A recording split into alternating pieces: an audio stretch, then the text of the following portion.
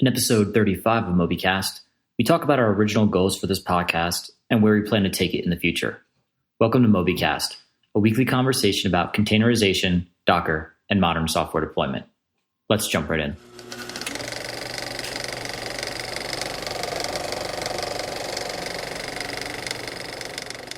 Well, hello there, Chris and Rich. Welcome. Hey. Hi, guys. Good to talk to you today. So, Rich, what have you been up to this week? This week has been a lot of just getting things squared away for the end of the year. We've got a bunch of projects that need to be finished before the holidays. So it feels like a grind right now, just getting things done, but pretty good. Been bouncing back and forth between different job roles. And so this last week has been mostly writing code. Right on. That sounds pretty good. How about you, Chris? I just got back from some travel, going out to sunny San Diego to meet with a customer and had a really fun collaborative working session there. And now have just been trying not to get overwhelmed by the AWS reInvent session catalog, trying to pick out my schedule for reInvent, which is now less than a month away. So over 2,000 items in their session catalog spread over 5 days. So it's tough.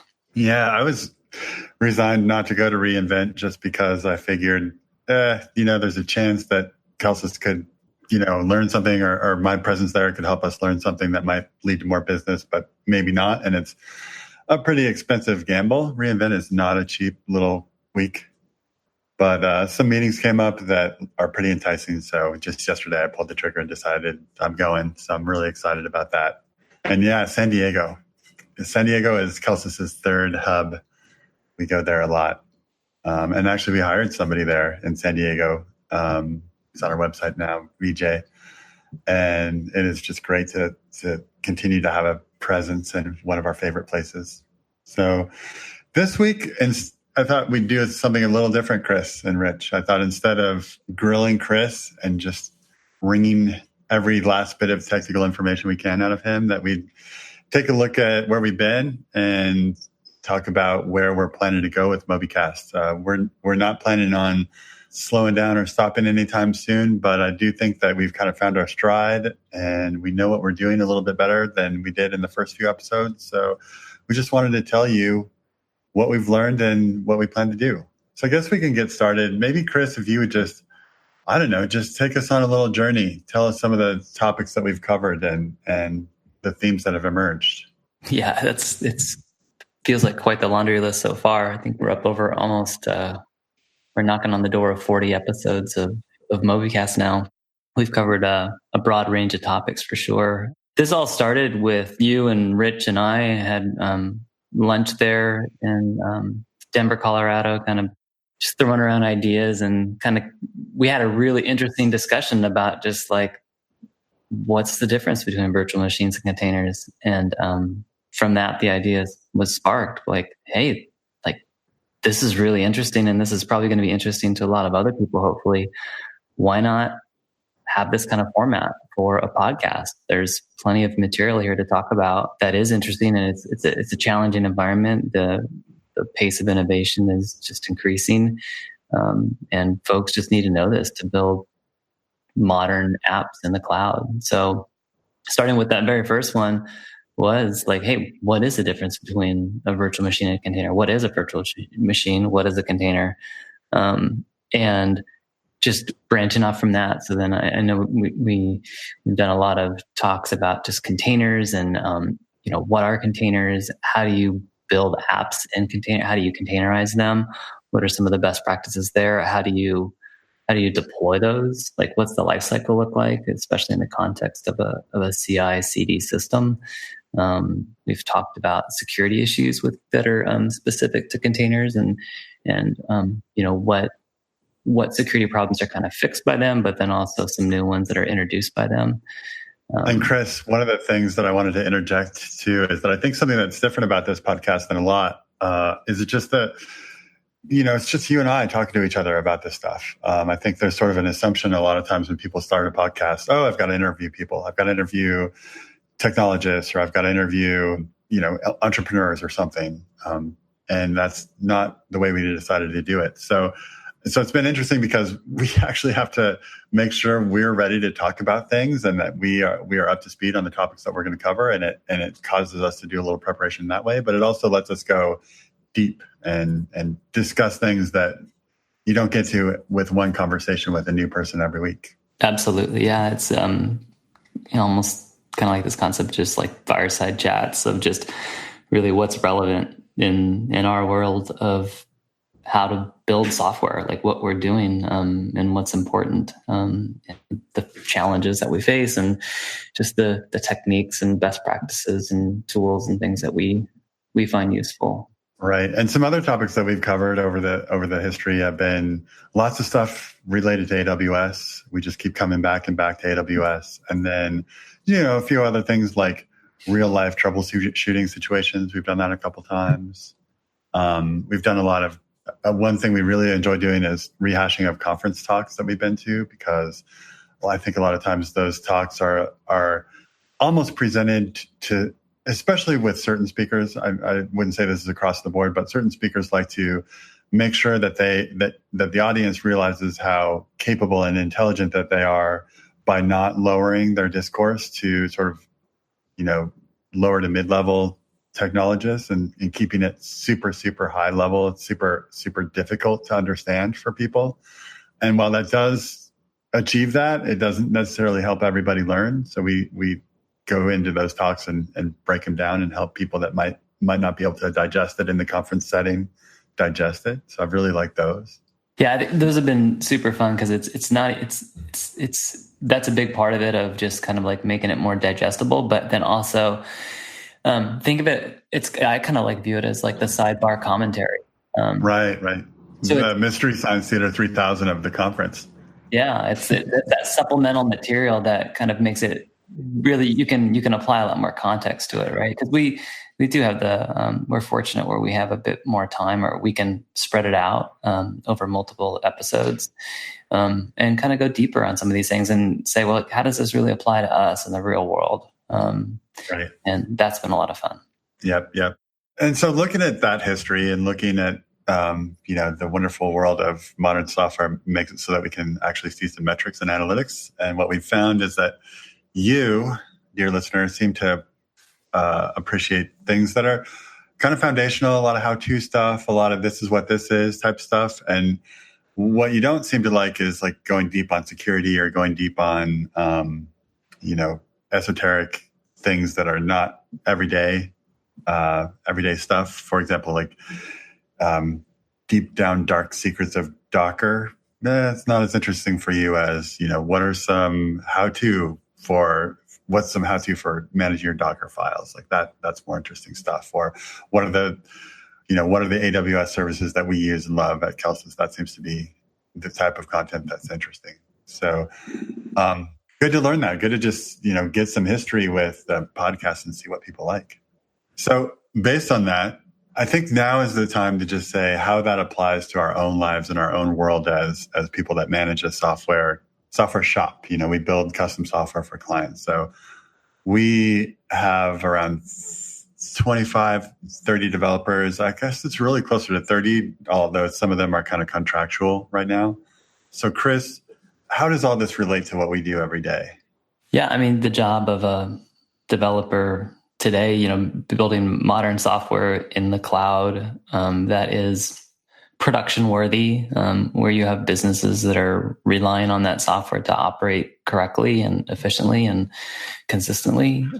There's a broad range of skills and techniques and technologies that have to be employed.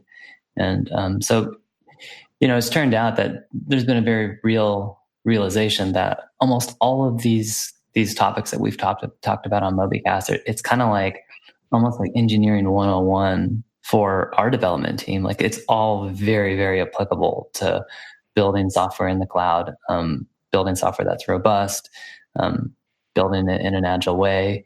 And let's at least give it let's say it's a engineering 1001. It could be a graduate level course. And it is. One in a sense is like, it's kind of like table stakes, right? Like, right, sure. But it's definitely not easy. I don't know. I mean, I think we talked about this before, like chemistry 101 in college, like that is a foundational class. It's big. There's like, I don't know about you, but like my class had about 700 students in it. And I remember like the average exam score was something like 23, right? Out of 100, right? Like right. So if you got like a 55 on that exam, it was like an A+. So it was introductory material, but it wasn't easy. And so I think, this definitely applies for, what a modern day developer has to deal with when building robust software in the cloud and dealing with all these technologies, and everything is changing so rapidly. So yeah, definitely it's a big job, with lots of stuff to learn. And that's why it's been fun doing these podcasts and talking through all these issues. Like we're routinely pointing back our team to say, oh, you have a question about how to do like logging for your backend service. Well, there's a couple episodes here that you should listen to because it's really applicable. Hey, this is Rich. Please pardon this quick interruption. We recently passed an internal milestone of 10,000 listens, and I wanted to take a moment to thank you for the support. I was also hoping to encourage you to head on over to iTunes and leave us a review or a rating. Positive feedback and constructive criticism are both incredibly important to us. So give us an idea of how we're doing, and we'll promise to keep publishing new episodes every week. All right, let's dive back in. Right, and we find that people that we hire, because we do tend to hire a lot of people that are newer in their career. Maybe they've only had 2-3 years of experience. And we find that a lot of the people that we talk to haven't run right up against the metal, running software in real production environments with real users, and not just 10 users, but tens of thousands of users or hundreds of thousands of users. And since it's a different game, availability and security and those things matter. And they don't matter as much when it's sort of more prototypey or just a little startup that's trying to see if people like something. So those things matter less in that situation and matter way more when a business depends on the software functioning. And so we just find that, we don't, when we hire, it's rare that people have that. So it's become our job to give them that. And doing that job, while fun, it's also daunting. There's a lot to learn.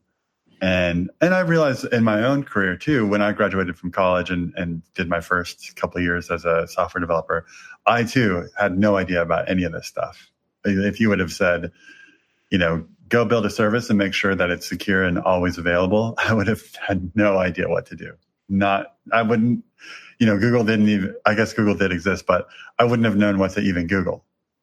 And that's, we say that on our Pro Docker training website, you can't Google your way to Docker Nirvana. And I think really, more than that, you can't Google your way to becoming an expert software developer either. A software engineer, as it were. Mm-hmm. And so I just want to say that problem, I just feel like it deserves attention. I don't think that there's a sort of straightforward way to deal with it. It's kind of like this ad hoc mishmash of people become talented software engineers by being around other talented software engineers. And there's no apprenticeship. There's no place to go where you can make sure you do all the right things and check all the boxes and get there. Different companies have different definitions of it. And Chris, would you say, I found that sometimes people that have been from startup to startup really know their stuff, and sometimes people that have been at big companies really don't know their stuff, and vice versa, where people that have been from startup to startup never got a chance to really run software with a lot of users, and people that were at big companies never got a chance to touch the high volume stuff. Haven't you seen the same? Yeah, no, absolutely. There are no standards. There's no set of rules that people are applying to this. And I think pointing out like there is no such thing as like an apprenticeship type idea in the industry is like spot on. For the most part, it's really how someone learns in this industry is really dependent upon themselves, how motivated they are to go and just learn on their own. They're a product of their environment that they're in. And they're going to learn what that what that environment teaches them. So, if they have a strong team doing like the right things, then they'll almost surely pick that stuff up, and then vice versa. Exactly. And that's not strong, then that's not going to happen. So I think, there is some merit into like kind of treating it more towards an apprenticeship, like for especially for teams and organizations that think about like, what are the key principles that are important to us? Like what makes a person a developer that we want on our team? What are our core values and beliefs and principles and best practices? How do we codify that and really mentor people to embody that and to put them on a path where they're going to become part of that entire culture and process. Right. And then how do we measure when we get there, or when a person gets there? It's like, that's another thing. It's like, I remember having a conversation with my musician friend, and he was looking for somebody else to join a band that he was putting together. He had lost a bassist or a drummer or something. And I was like, how do you do that? How do you know when you've found the right person? And the way he described it to me is that, you just know when somebody has it. And it was like it with a capital T. And I was like, yeah, I guess if you've kind of come to a certain point in your musical career where you have it, you can probably recognize other people that have it. And I sort of feel like it's a little bit the same in software. Like I can tell Chris has it. And when I talk to other people that are, kind of mature and modern software developers, I can tell when they have it. And so turning it from this mysterious it into something that we can talk about with clarity would be so nice. Yeah, absolutely. Yeah. And like, it's very ad hoc right now in the industry. It's always been, a big part of it is just 10,000 hours, that concept. But you also have to have like, it's not just 10,000 hours, right? No, I've definitely met people who have 10,000 hours that do not have it. Yeah. So it's 10,000 of the right hours, right? So it's definitely a multi-channel approach. You do need to like that environment and kind of being on that right team that is embracing like those best practices, that spirit of like constantly learning and staying abreast on what's happening in the industry. Not kind of like, it's very much a tendency for a lot of teams and people just in general, right, to stick with what works. Yes. And boy, yeah, you can do that for a year or two, maybe, but after that, it's like warning. Like you really run the risk of like all of a sudden you like lift up your head and you're like, wait, what happened? Like we were using cars yesterday and now everyone's in a plane. Right. Yeah. I mean, case in point, I just yesterday and today, I was starting to feel this little feeling that some of our opinions in an episode we did on serverless are starting to feel a little dated to me. I feel like I need, and I'll probably do this at reInvent, is sort of reevaluate some of those opinions and think about it a little bit more. Because the serverless train doesn't seem to be wanting to let off. Yeah, I feel like, the problem with the 10,000 hours is that, you need to reestablish a new 10,000 hours regularly because of things like serverless and just everything changing so quickly. And maybe that's sort of the problem that you face when you're in this industry, is that you can become an expert in something that no one wants to use anymore. And then what? And I think that was what Chris was getting at a little bit, is the right 10,000 hours, because within that right 10,000 hours is obtaining a mindset. Because mindset is so key. So if your 10,000 hours are spent correctly, then at some point in that time, you'll be working on your mindset and be working on getting that mindset to a place where you understand the fundamentals, and the fundamentals don't really change all that much. A lot of the stuff we talk about in Mobycast is stuff that we did 15 years ago too, just with different tools and techniques. And it was a little bit more difficult or a little bit less difficult depending on kind of the ebb and flow of software development. But once you have those fundamentals and that right mindset, then you're ripe for always facing your antenna towards the source of new and good information, your mental antenna, as it were. As long as you're like spry still, right? Yes, yeah. Because the problem is, the older you get, the less likely you want to change the way you think about things, even if it's practically. Age is a state of mind as I get older. Yeah, tell that to my Strava times. Well, right on. I think so. So that's where we're going with this. I don't know, Chris, if you wanted to say anything more about, more concrete about where you think we're going with Mobycast. No, I think it's just, realize it's definitely a much broader conversation than just something about Docker or even just containers, right? It's sure really just or AWS or any one topic. Yeah, you can't just build today as a software developer building software for the cloud.